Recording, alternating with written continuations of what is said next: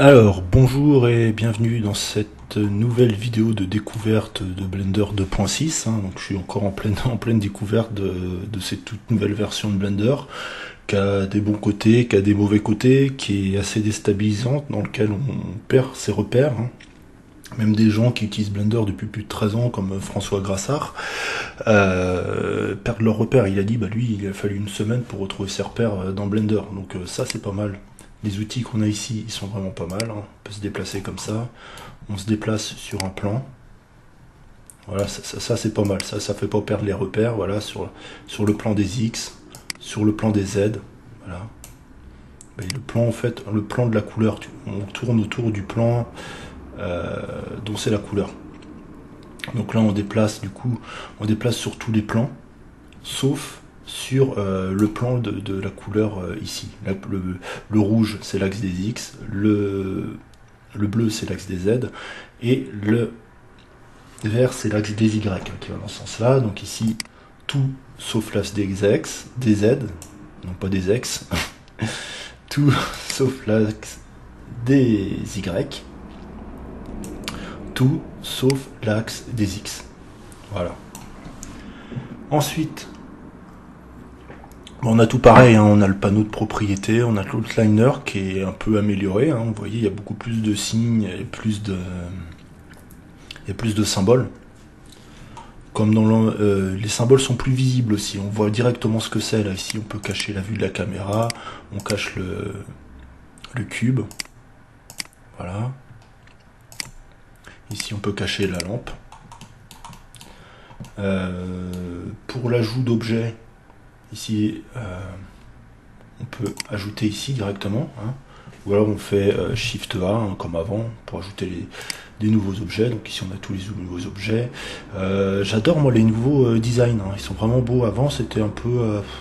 je sais pas si je peux vous montrer avant. Si je vais vous montrer comment c'était avant. Enfin, je peux mettre en parallèle les deux versions.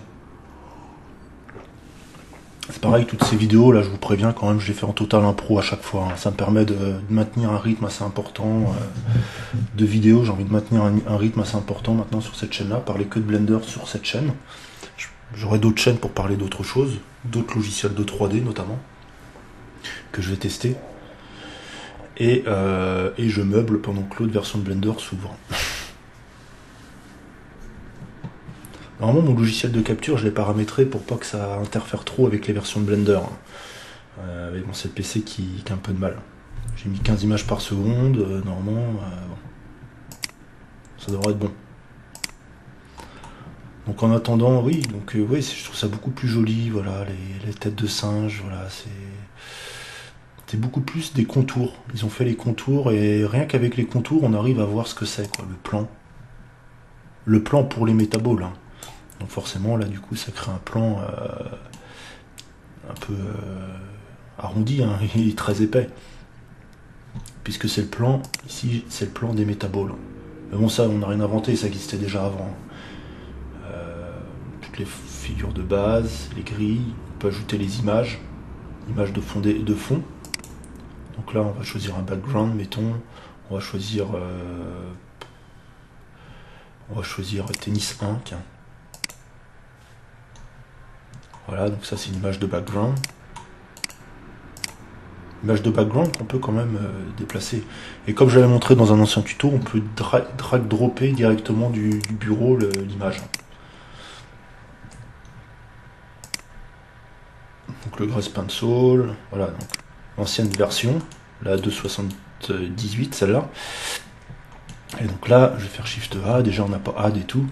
On avait déjà des symboles, mais je les trouvais un peu moins bien. Je les trouve beaucoup mieux dans la nouvelle version.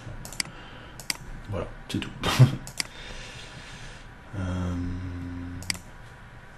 Bon, c'est vraiment une vidéo de découverte. Je commence tout juste à m'y remettre à ce logiciel. Donc ça, c'est un truc qui est vraiment bien, c'est les panneaux. Vraiment les panneaux de modeling, les panneaux de sculpting, voilà. Les panneaux d'UV Editor, il y avait déjà des panneaux comme ça, mais c'était moins, ça ressemble vraiment aux onglets un peu d'AutoCAD, je retrouve un peu, mais avec des thèmes bien particuliers. AutoCAD, souvent c'est en bas, on a objet, on a toutes les présentations, Et voilà, c'est comme des présentations différentes en fait à chaque fois. La présentation du scripting, et là on peut choisir addition. Moi celle que j'utilise pas mal, c'est le vidéo editing. Voilà. Pour faire des tests, principalement pour faire des compositions avec des images. Voilà, je vais en rester là pour cette vidéo. Hein. Je sais pas si elle va plaire, du coup j'ai vaguement survolé tout. Mais bon voilà, ça vous donne déjà un rapide tour d'aperçu de Blender. A très bientôt pour une prochaine vidéo.